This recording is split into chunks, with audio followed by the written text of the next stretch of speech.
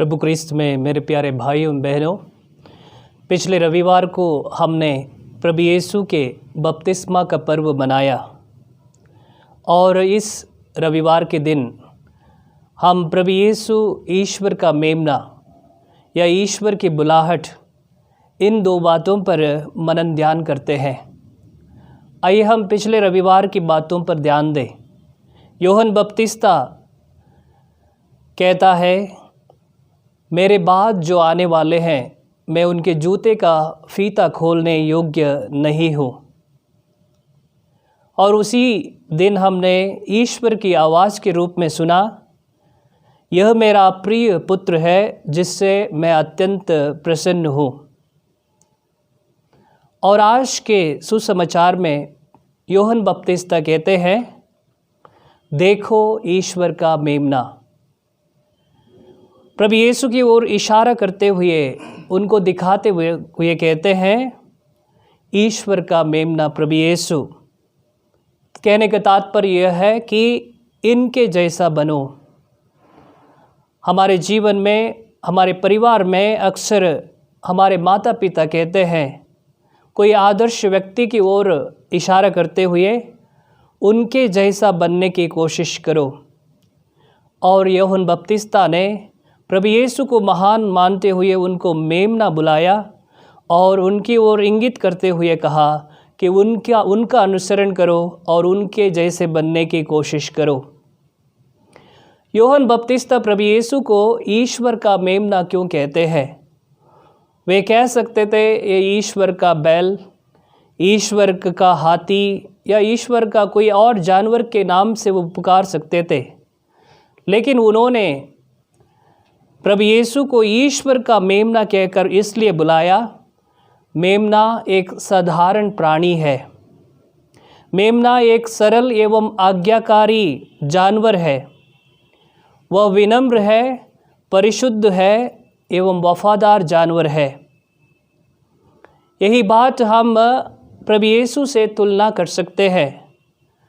प्रभु यीशु वह मेमना थे जो सरल थे, साधारण थे, अपने पिता के प्रति आज्ञाकारी थे, विनम्र थे और निष्कलंक एवं परिशुद्ध थे। जैसे मेमना अपने खूनी हत्यारों का पैर या हाथ छांटता है, वैसे ही प्रभु यीशु ने अपने हत्यारों को माफ़ किया, उनको स्वर्गधाम देने की घोषणा कर दी और उनके पिता से उन्होंने उनके लिए क्षमा याचना की।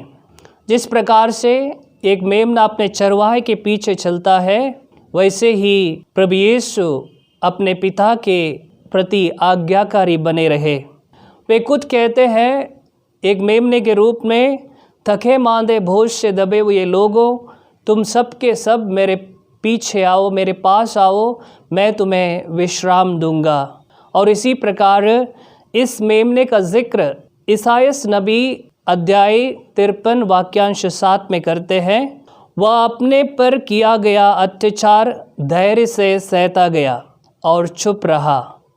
वध के लिए ले जाए हुए जाने वाले मेमने की तरह और ऊन कतरने वालों के सामने चुप रहने वाली भेड़ की तरह उसने अपना मुंह नहीं खोला। अगर यही बात हम प्रभु यीशु के साथ जोड़ते हैं तो वहाँ पर देखते हैं कि वध के लिए जब उनको लिया गया, जब उनको क्रूस पर मारने के लिए लिया जाने लगा, तो वहाँ वो मेमने की तरह चुप रहा। जब ऊन कतरते समय हम YouTube में अक्सर देखते हैं, एक भेड़ को ऊपर से लटकाते हैं और उसको निर्वस्त्र किया जाता है, उसके ऊन को या उसके रोवों को या उसके जो भी बाल है उसको निकाल दिया जाता है, उसको निर्वस्त्र किया जाता है। वैसे ही प्रभु यीशु को क्रूस पर चढ़ाने से पहले उनको निर्वस्त्र किया, उनको नग्न किया और सबों के सामने पेश किया गया। इसी प्रकार हम देखते हैं पुराने व्यवस्था में इज़राइली जनता जब अपने पाप स्वीकार करती थी तो एक भेड़ को उसके ऊपर सारे अपने पापों को लिख कर डालती थी और उसको ले जाकर पर्वत से नीचे गिरा देती थी। इसका तात्पर्य यह है, स्केप गोट के नाम से हम बुलाते हैं, या बलि का बकरा जो दूसरों के पापों के लिए चढ़ाया जाता था और उसको पर्वत के ऊपर ले जाकर सभी के सामने उसको भेंट चढ़ा दिया जाता था दूसरों लोगों के पापों के लिए। इसी प्रकार हम देखते हैं पुराने व्यवस्था में मेमने का रक्त हर एक घर की चौखट पर लगाया गया। यह इसलिए क्योंकि उनका पहलौठा बेटा बच जाए, या उनका पहले जानवर का पहलौठा बेटा है वह भी बच जाए। इसका अर्थ है मेमने का रक्त लोगों के मुक्ति का कारण बन जाता है। मेमने जैसे हमें जीना है, मेमने जैसे हमें मरना है। इसका तात्पर्य इस प्रकार है, मेमने जैसे जीने का अर्थ है आज्ञाकारी या विनम्र वफादार बनकर हमें जीना है। मेमने जैसा दूसरों के लिए हमें बलि चढ़ाना या मरना है। आज के सुसमाचार के दूसरे भाग में हम देखेंगे 2 चेले जो यूहन्ना बपतिस्ता के चेले के रूप में थे, प्रभु यीशु से पूछते हैं, रब्बी आप कहाँ रहते हैं? तब ईसा उनसे कहते हैं, कम एंड सी, आओ और देखो। और इस प्रकार से हम देखते हैं जिसने भी जाकर देखा, जिसने भी प्रभु यीशु के पास आकर देखा, उसने सब कुछ त्याग दिया। उदाहरण के लिए हम देख सकते हैं समारी स्त्री प्रभु यीशु के पास आती है और प्रभु यीशु उन्हें अनंत जीवन के जल को देने के लिए वादा करते हैं, और इसको सुनकर वह पूरे गांव को प्रभु यीशु के पास लाती है। जकेउस के घर पर प्रभु यीशु जाते हैं और वहाँ पर जकेउस वादा करता है, जिसके साथ भी मैंने अत्याचार किया है, जिसके साथ भी मैंने धोखा दिया है, उनको मैं 4 गुना वापस लौटा दूंगा। और इसी प्रकार बहुत सारे लूले, लंगड़े, अंधे व्यक्ति लोग प्रभु यीशु के पास आए, उनको देखे और उनके पास हमेशा रहने की कोशिश करते हैं। आज के सुसमाचार में एक और बात हम देखते हैं, बुलाहट। अंद्रयास ने अपने भाई पेतरुस को प्रभु यीशु के पास लाया और अंद्रयास ने पेतरुस से कहा, हमें मसीह मिल गए। इस प्रकार से हम देखते हैं अंद्रयास ने पेतरुस को ईश्वर की पहचान कराई। जब हमें ईश्वर की पहचान हो जाती है तो हम उस पहचान को दूसरों लोगों का करा सकते हैं।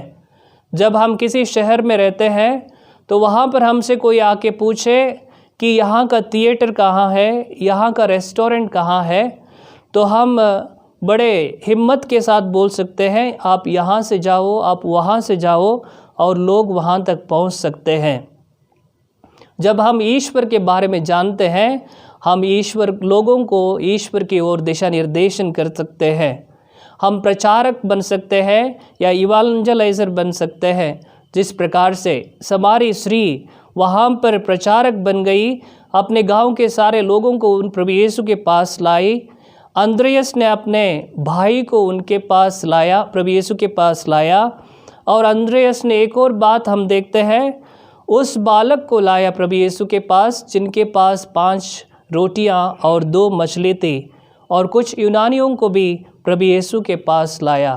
कहने का तात्पर्य है, अंद्रयास ने प्रभु मुक्ति के पास लोगों को लाया, और लोगों ने, ईश्वर ने अपने लोगों को लोगों से मिलाने के लिए इस्तेमाल किया।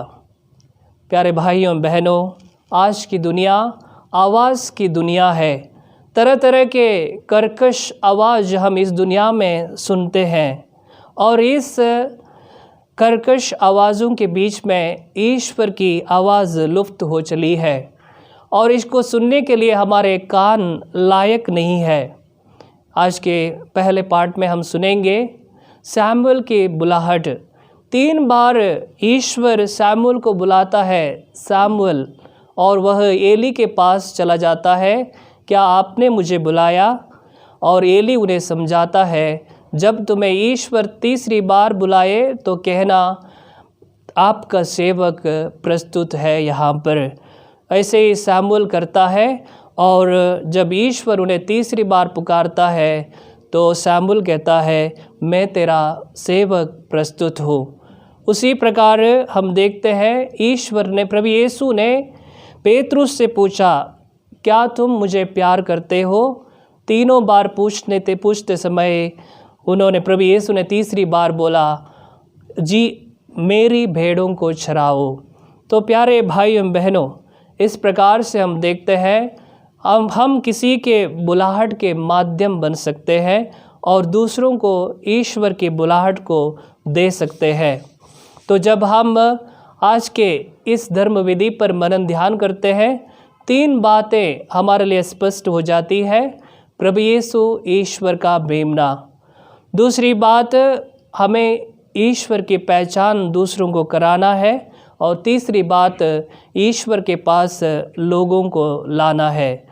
आइए हम इस जीवन में उस मेमने जैसे बने, एक प्रकार से आज्ञाकारी, विनम्र और अपने मालिक के प्रति वफादार रहते हुए एक अच्छा जीवन बिता सकें, ताकि लोग भी हमारी ओर इशारा करते हुए कह सके, यह एक आदर्श पुरुष या स्त्री है। पिता ईश्वर हमें इसमें मदद करे। पिता, पुत्र और पवित्र आत्मा के नाम पर आमीन।